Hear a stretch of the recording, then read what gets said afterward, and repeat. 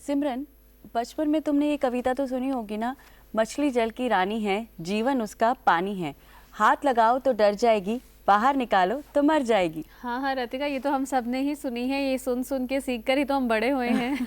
और नदियों में, तालाबों में मछलियों की अटखेलियां देखना भला किसे अच्छा नहीं लगता। बिल्कुल। और मछलियाँ हमारी ज़िंदगी में क्यों इतनी महत्वपूर्ण है, इसी पर अवेयरनेस पैदा करने के लिए हर साल 21 नवंबर को वर्ल्ड फिशरीज डे मनाया जाता है। तो चलिए इसके बारे में और जानते हैं, देखते हैं वर्ल्ड फिशरीज डे पर यह रिपोर्ट।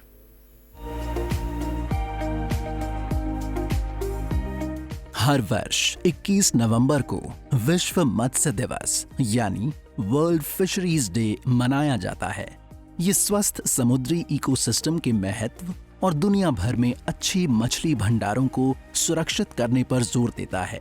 ये दिन मछुआरा समुदायों के लोगों द्वारा वैश्विक पटल पर मनाया जाता है। इस मत्स्य दिवस का उद्देश्य है कि स्वस्थ महासागर इकोसिस्टम पारिस्थितिकी प्रणालियों की जरूरत को विश्व पटल पर रेखांकित करवाना।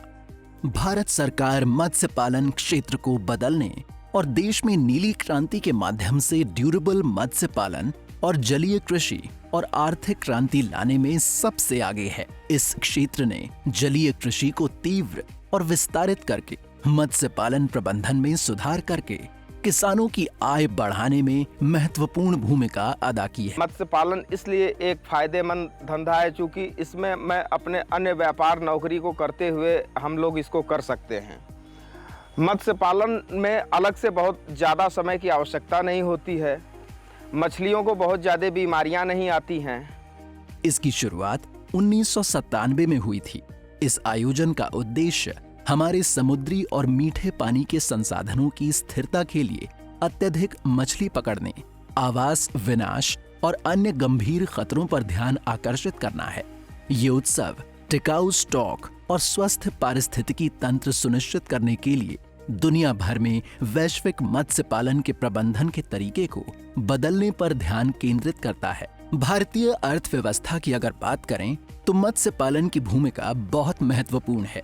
इसके अंतर्गत समुद्री और मीठे पानी के जो भी माध्यम हैं, उनकी स्थिरता बनी रहे, इस पर काम किया जाता है ताकि ओवरफिशिंग, विनाश जैसे और भी गंभीर खतरों पर ध्यान आकृष्ट किया जा सके।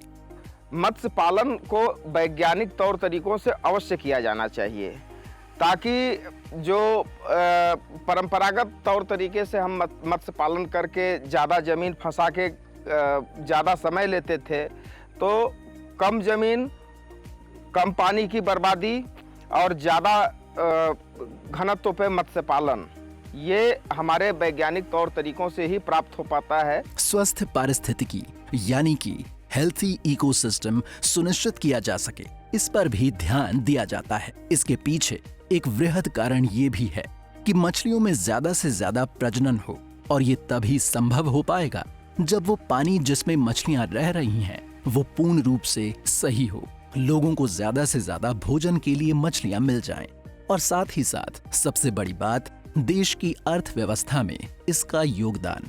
इस तरह से मछुआरों के अलग अलग समूह मछली पकड़ने, उसके प्रसंस्करण और बेचने के उद्योग को एक खास दिन उत्सव के रूप में मनाते हैं।